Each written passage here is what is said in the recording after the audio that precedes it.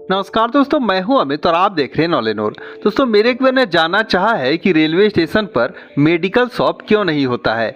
तो दोस्तों, क्वेश्चन बहुत ही इंटरेस्टिंग है क्योंकि यात्रा के दौरान आपने नोटिस किया होगा कि हर रेलवे स्टेशन पर चाय, समोसा, किताबों से लेकर मोबाइल चार्जर तक सभी कुछ जो है आसानी से मिल जाते हैं, लेकिन दवा की दुकानें क्यों नहीं होती है।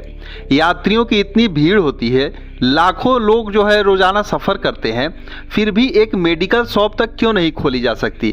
तो दोस्तों, आज के इस वीडियो में हम उस रीजन को समझेंगे जिसके चलते आपको चीज़ें क्लियर होगी कि किसी भी रेलवे स्टेशन पर कोई मेडिकल शॉप क्यों नहीं होता है। तो दोस्तों, इसका पहला वजह होता है कानून और लाइसेंस का। होता क्या है कि मेडिकल शॉप को चलाने के लिए ड्रग एवं कॉस्मेटिक एक्ट के तहत खास लाइसेंस की जरूरत पड़ती है।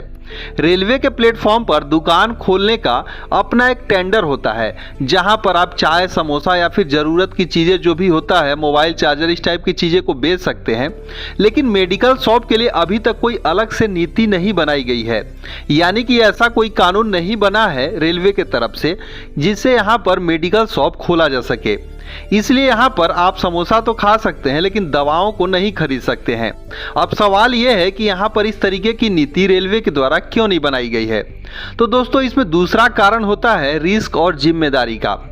सोचिए कि अगर प्लेटफॉर्म पर भीड़ भाड़ हो और इस भीड़ भाड़ के चक्कर में कोई ट्रेन आती है और गलती से कोई दूसरी दवा ले लेता है, तो इस प्रकार से उसमें जो है यात्री को कुछ भी परेशानी होती है तो इसका पूरा जिम्मेदारी रेलवे के ऊपर जाएगा।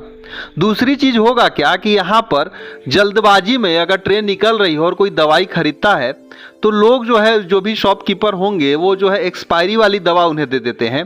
तो इस प्रकार से केस किस पर होगा? पूरा का पूरा रेलवे पर, क्योंकि रेलवे ने उन्हें परमिशन दी है इस प्रकार से यहाँ पर दवाई दुकान को खोलने का। और ऐसे में अगर कुछ भी इस तरीके की मिसहैपनिंग होती है तो सारी की सारी जिम्मेदारी जो है रेलवे पर जाएगी। और रेलवे जो है इन सब जिम्मेदारियों से बचना चाहता है, इसीलिए अपने जो है प्रांगण में इस तरीके की कोई भी चीज़ों को खोलने की अनुमति नहीं देता है। दोस्तों, तीसरा सबसे बड़ा वजह होता है सिक्योरिटी और मिसयूज का। होगा क्या कि कुछ दवाइयाँ ऐसी होती हैं जो कि नींद वगैरह की जैसी जो दवाइयाँ होती हैं, ऐसे में अगर कोई प्लेटफॉर्म पर ये चीज़ें आसानी से मिल जाए तो उनको लेकर उसका गलत या फिर कोई मिसयूज कर सकता है। क्योंकि नींद वगैरह की गोली अगर इस तरीके की आसानी से मिलने लगे तो वो लेकर किसी भी यात्री वगैरह को दे सकते हैं। ऐसे में जो है बहुत बड़ा हादसा हो सकता है। तो रेलवे जो है हालांकि इन सब चीज़ों को रोकना चाहता है, इसीलिए इस प्रकार की परमिशन यहाँ पर अपने जो है जो भी कैंपस होता है उसके अंदर नहीं देती है कि इस तरीके की जो है चीज़ें यहाँ पर बेची जाए। दोस्तों, एक और सबसे बड़ा रीजन होता है बिजनेस का या फिर लॉजिक का। तो होगा क्या कि आप देखेंगे हर यात्री जो है स्टेशन पर दवा खरीदने नहीं जाता है, वहाँ पर ट्रेन को पकड़ने के लिए जाता है। एक दो यात्रियों को अगर इन सब चीज़ों की ज़रूरत पड़ती है तो रेलवे का खुद का जो है मेडिकल जो ट्रीटमेंट के लिए फर्स्ट एड या फिर उनका हॉस्पिटल होता है, अपनी चीज़ों को ज़रूरत को जो है ट्रीटमेंट करवा सकते हैं।